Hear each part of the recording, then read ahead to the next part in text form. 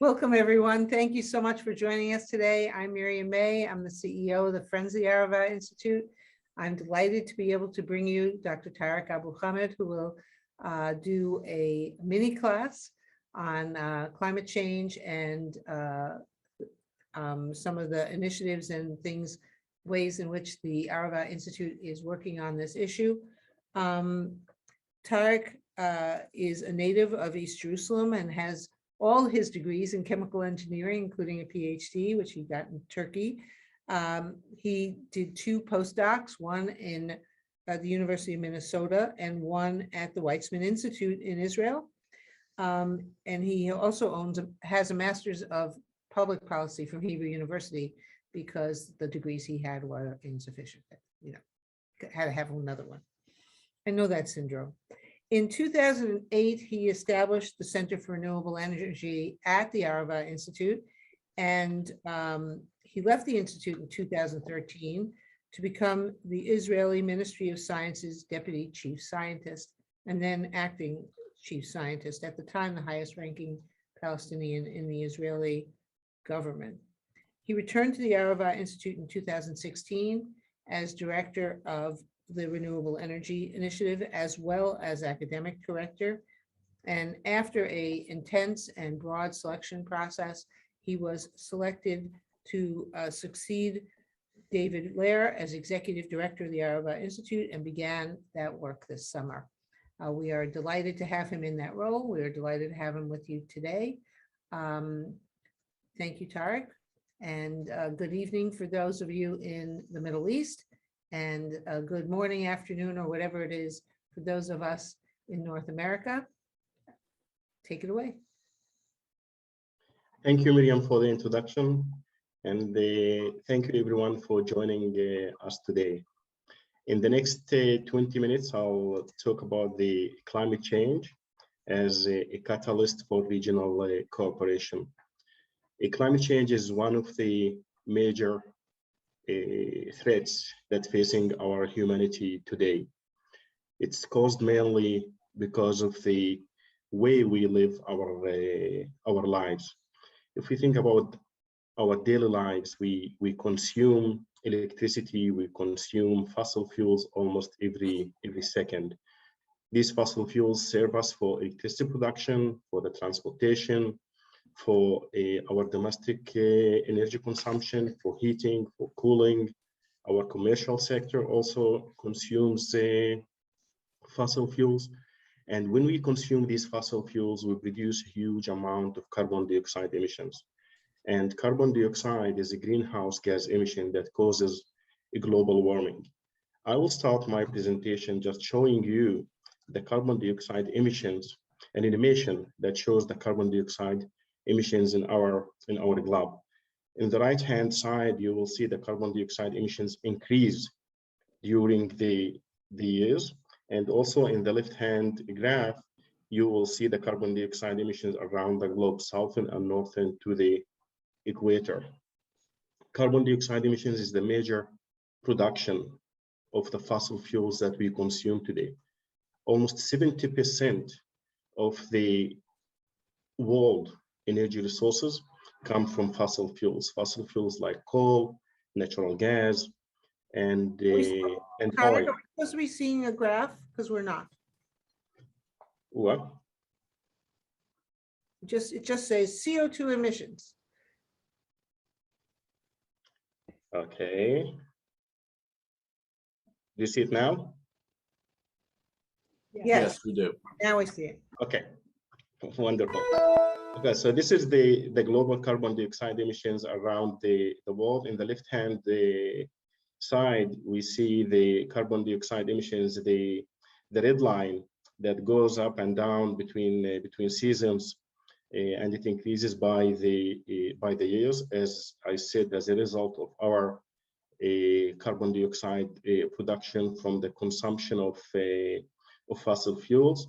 And on the left-hand side, we see each dot here actually shows a monitoring station around the globe. If you look to the map, all of these dots are carbon dioxide measuring stations in the world. So in the 1980s, the global carbon dioxide emissions were around 330 ppm, part per million. And today, this number went up to 415 ppm. And as a result of that, the whole world is facing the global warming and the climate change. And the main reason for that, as I said, it's the carbon dioxide emissions that we produce from fossil fuels. Today, the concentration is 415 ppm.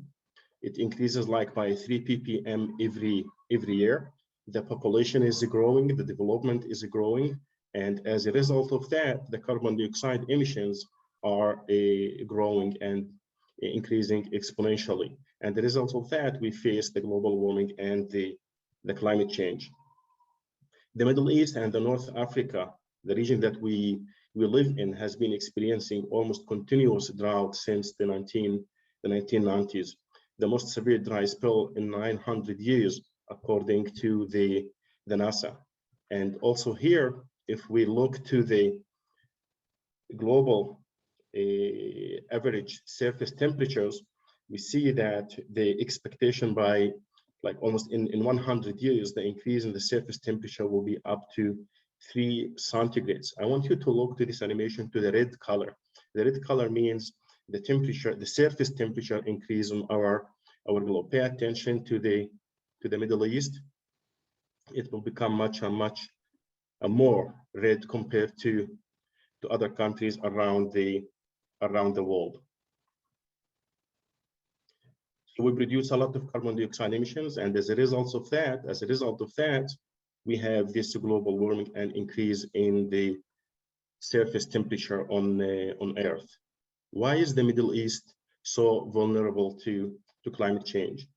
Our region's geological and ecological properties makes the most vulnerable to climate change. It is a subtropic region where atmospheric circulations promote high temperatures and dryness. The lack of rainfall inhibits the presence of vegetation and soil moisture. There is no clouds in our region, so the atmospheric mechanisms that temper climate change are weak and can even amplify global warming. I'll give you some examples of countries that face this challenge of the climate change. Syria, for example, the prolonged drought caused like a death of 80% of the livestock in the years of 2010. The widespread of crop failure pushed 800,000 people into food insecurity, and this triggered mass immigration from rural to urban areas, with farmers moving into urban centers like Damascus and Aleppo. Between the years 2002 and 2010, the country's total urban population increased by 50%, priming the populace for concentrated large-scale political unrest. So climate change is not only an environmental challenge, but it's also important for the security and the stability of our region. Jordan, which is one of the world's most resource-poor states. No fossil fuels, no water, and many people, many houses only get up to 5 hours of water during a day. It's like 24 hours of water in a week. Protests in 2018 forced the government to resign. Egypt, the unpredictable dry and wet weather in the Nile Basin that caused by climate change is contributing to intermittent floods and water shortages. Climate change is also threatening the Nile Delta, the triangle that you see here, the green triangle, an area that makes up just 2% of Egypt's land, but it's home for 40 million people. If this region becomes dry, if this region becomes flooded, these people will have to immigrate to other regions, and the region will be unstable, not only environmentally, but also politically. And now we understand why Egypt threatened Ethiopia to have a war if they build the enormous dam in Ethiopia, because it will limit the flow of water in the Nile River, and that will significantly impact the life in Egypt. And when we look at the Middle East and North Africa as a whole region, 70% of the population in this region, they highly they use a agricultural land that relies on rain.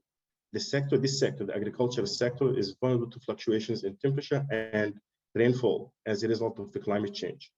Agriculture in our region employs 35% of the region's population, and agriculture contributes 13% to the region's GDP. If we compare this to the world, agriculture is like 3.2% of the GDP around the globe. So all of these people, 30% of these of the population rely on agriculture that is very sensitive to changes in the climate. These photos are from Israel and also from California that faced huge forest fires this August. Not only Israel, California, US, Australia, and also many other countries around the world faced severe drought and huge forest fires. We see the climate change every day in this region, in this globe. We see rain fall in deserts. We see fires everywhere.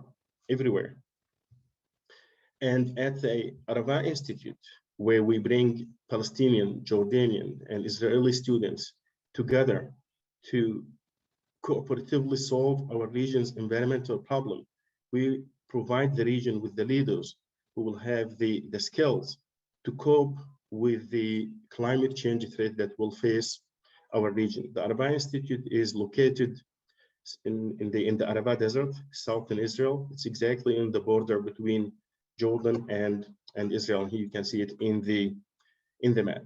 The AlBireh Institute mission is to advance cross-border environmental cooperation in the face of the political conflict. We do that to ensure that the shared environmental resources of our region will be protected from further degradation and loss. And we want to protect these resources, and we don't want them to be a source of conflict. We want them to be a source of dialogue, a source of cooperation. And we want our cooperation to become a model for cross-border cooperation in all areas of the conflict around the globe. The AlBireh Institute is also a house of 4 research centers: the Center for Transboundary Water Management, the Center for Renewable Energy and Energy Conservation, the Center for Sustainable Desert Agriculture, and the Jordan-Israel Center for Community Environment and Research. Most of the research that we conduct at the AlBireh Institute has the transboundary aspect. That means in our research, we have partners from Palestine, partners from Jordan, sometimes partners from Morocco and other countries in our region, because we believe that nature knows no borders. We believe that we have to build trust in order to deal with the climate change challenge that the whole region is facing. Here in this graph, or in this photo, you see the shared waters of Israel, Palestine, and Jordan. Look to the blue colors. It's the aquifers that we have in the region. Most of the aquifers in our region are shared aquifers between Jordan and Israel, Palestine. Look to the coastal aquifer here. It's shared also between Israel and Gaza. And the blue lines shows actually the rivers in the region. And this region's transboundary rivers provide about 60% of its fresh water supplies, the highest rate of dependence on the international basins in the world. And when we face a drought, we have to cooperate together to solve this, to face this problem, to find a solution to adapt to climate change, to find the solutions to mitigate the impact of the climate change. Regional climate change models in our region predict a further increase in the frequency and duration of severe droughts as ongoing result of the climate change. So this problem will grow and grow significantly in our region. And as I showed you in Syria, Egypt, and also in Jordan, this is not only an environmental problem. It's a national security problem. It's a food security problem. We saw that climate change caused huge migrations around the region that we live in. So we share the most of the aquifers. We share the water resources. Also, this region relies heavily on fossil fuels. Israel relies on natural gas, coal, and oil. Jordan also relies on the same fossil fuels. And when we use these fossil fuels, we produce huge amounts of carbon dioxide emissions. Each one of us in Israel produces 6 tons of CO2 a year, 6,000 kilograms of a gas. This is a huge amount of pollution. In Jordan, it's like 2 tons per capita compared to Israel, which is 6 tons per capita. Just to give you a hint, in Massachusetts, you produce the same amount of carbon dioxide emissions as Israel produces. Massachusetts produces 60 million tons of CO2 every year. And as a result of that, we also contribute to the climate change. And at the AlBireh Institute, we have several projects, transboundary projects, to cope with the climate change. We use the climate change as a catalyst for regional cooperation. In order to solve an environmental challenge, you have to work regionally, not only by yourself within one country. So one of the projects that we conduct is the Tareq 2 Environmental Forum.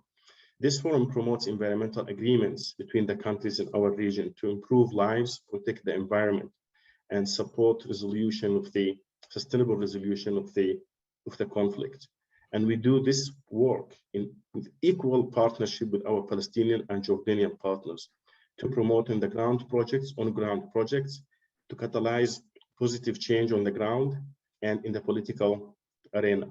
The Tareq 2 Environmental Forum actually allows civil society organizations to meet in a safe space. One of the projects that we conduct in Gaza, in coordination with the Israeli Civil Administration, is the production of fresh water, fresh drinking water. As you know, like almost 97% of the groundwater in Gaza has become unfit for human consumption, according to the United Nations. So with the generous donations of our friends in the US, we managed to introduce into Gaza 3 water gen systems. Each system produces around like 800 liters a day. One of these systems is installed in the 2nd largest hospital in Gaza Strip. During the last war, we asked our friends in Gaza to send us photos of the systems, and said we cannot, because the roads were black, because of the war. And immediately on Saturday morning, when the war ended, they sent us photos of people collecting or standing in line to fill their bottles with water. These systems were the only systems generating drinking water in Gaza during the war, and that was a great exposure for this project. And on Monday, we received 5 requests from 5 different municipalities in Gaza asking for such systems. Another major challenge in Gaza is the wastewater. The lack of electricity in Gaza forces the wastewater treatment plants just to flow the untreated wastewater into the sea, and that pollutes the Mediterranean. So one of the projects that we are conducting in Abasan al-Kabira is off-grid wastewater treatment system that treats the wastewater in Abasan al-Kabira, and the treated wastewater will be used for community gardens. Also, the water gen systems that produce drinking water will be off-grid. That means we will build solar systems for these water generators to operate 24/7 and will not rely on the electricity grid in Gaza. Besides that, next month in October, we are bringing 21 engineers and technicians from Gaza into Israel to train them how to install, maintain, and operate the solar system and the water gen systems in Gaza. Another large project that we do in the West Bank is AlBireh wastewater treatment. AlBireh is a town near Ramallah where they have a nice, very modern wastewater treatment plant. However, the treated wastewater flows in the Wadi as clean water, and in its way to the Jordan Valley, it's mixed with untreated wastewater from other villages and settlements in its way to Al-Uja. So with the Palestinian Water Authority and with the civil administration, we managed to bring them together. And our goal is actually to build a trunk line that will take the treated wastewater from AlBireh to Uja city near Jericho, where farmers will use this treated wastewater to irrigate their date orchards. And these photos, actually from very fresh photos from yesterday, where the AlBireh Institute team managed to bring the civil administration, the Israeli civil administration, and also the Palestinian Water Authority to travel from the wastewater treatment plant to Al-Uja to go over the suggested route. And this is the first time that these two organizations come together in the field to talk about this project. And that happened only with the coordination that the AlBireh Institute managed to do between the two parties. Another project is the Young Professional Forum. This is a working group within Track 2 that brings together young professionals from our region to foster cooperation between practitioners who have knowledge and expertise of situations on the ground in their communities. We teach them what's environmental diplomacy, and we give them tools to do the networking and the entrepreneurship activities. Another project that we do actually with our Jordanian partners is the solar air heaters and crop trails. Israel is a leading country in solar water heaters. However, we do not utilize the sun to heat our buildings. So this project actually takes the solar radiation and converts it into heat. We heat air through the systems that you see here in these photos to heat our buildings. This system will significantly reduce the electricity consumption in our region in the winter to heat buildings. It is a system that can work passively or actively with fans. And as I said, you will not rely on electricity, you will rely on the sun, which is a renewable energy source. With this system, we managed to heat the air up to 100 centigrades. And when we got these nice results, we said, let's use it for other purposes. Here in this photo, you see solar air collector for crop drying. It's like for post-harvesting technique. In the upper left photo, you see a Palestinian farmer drying the grapes to produce resin. The farmers use the traditional techniques to dry the crops. It's open air, with dust, with insects. But the system that we suggest is a closed system, and it dries the crops in 2 days instead of 3 weeks. It's in a controlled unit in a very hygienic conditions, and we got very nice results. Another project that we do with our Jordanian and Moroccan partners, it's a project called Agrivoltaics, harvesting the sun twice and the dual use of land. Agrivoltaics, agri is for agriculture and food production, and voltaics is the conversion of solar energy using photovoltaic panels to produce electricity. So we use the same land for agriculture and also for electricity production. This is a very, very innovative way, as you see here in the lower photo. It's a project that also supported by the Jewish National Fund in collaboration also with Arizona University. And also, as I said, we have a Jordanian and Moroccan partners in the project. Here you can see also, it is also this agrivoltaic projects. Look into the photo, which is the lower photo, where you see the photovoltaic panels. So we use the land for agriculture and we use the land for electricity production. And here where the research assistant works, it's a field without solar photovoltaics. So here in the left upper photo, you see the shade of the photovoltaic panels. And on the right one, you see the agriculture without any shading, open land.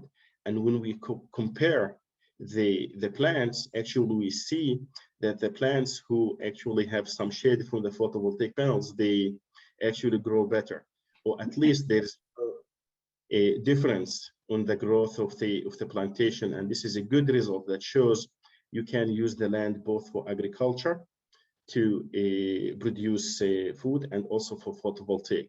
When you have shading on agricultural land, you reduce the temperature and you reduce the evaporation of the water, and that means you save water.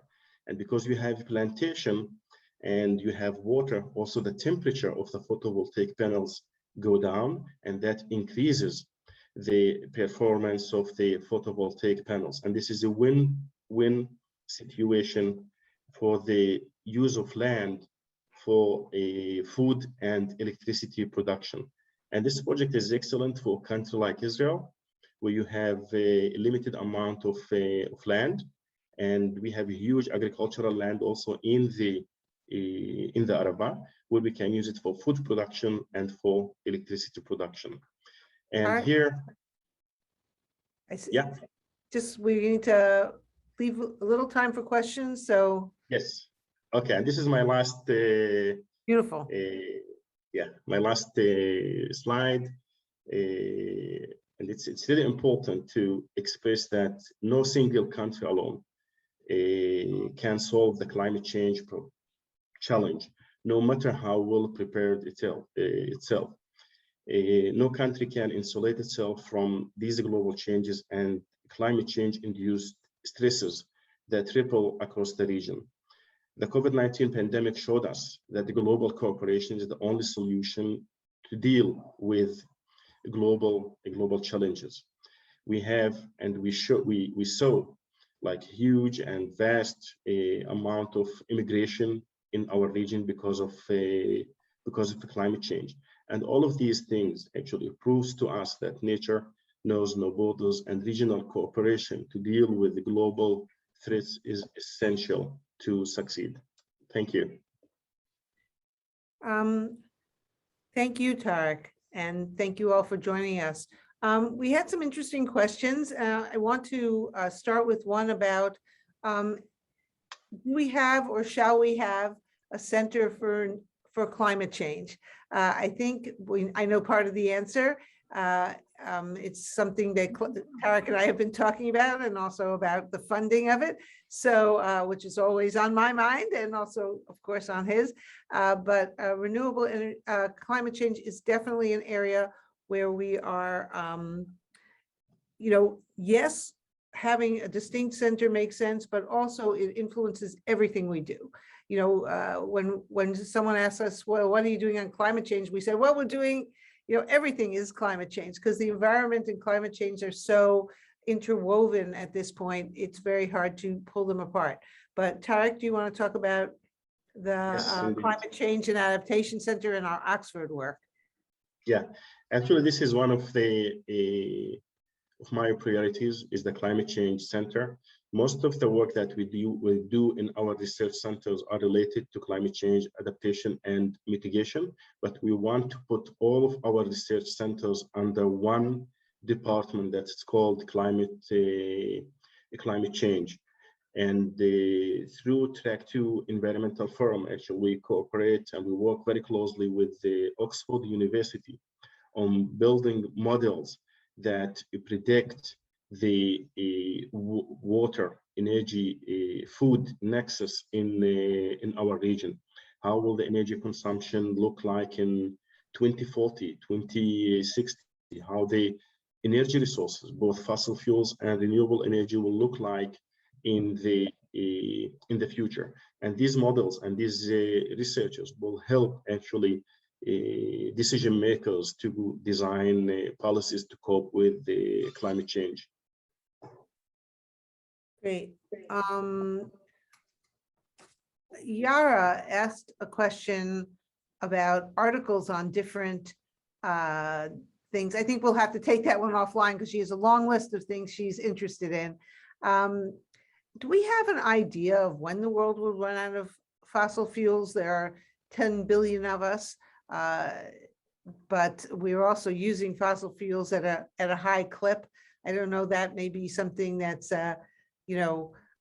50 years out or 100 years out, or could be mitigated by renewable energy, of course, by wind, by solar. As the world gets hotter and drier, solar is more useful in more and more places. We will put them in Iceland soon. So look, the predictions show that we have around like 40 years of oil, maybe 100 years of natural gas, and 300 years of coal. These numbers are actually are not.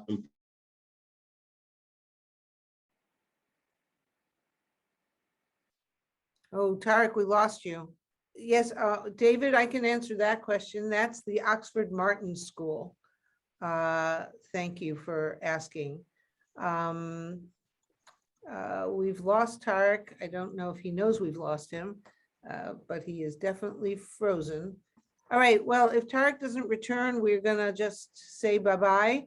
Thank you very much for joining us. We were very lucky that we lost Tareq just as we were ending, and we appreciate your being with us. So thank you all.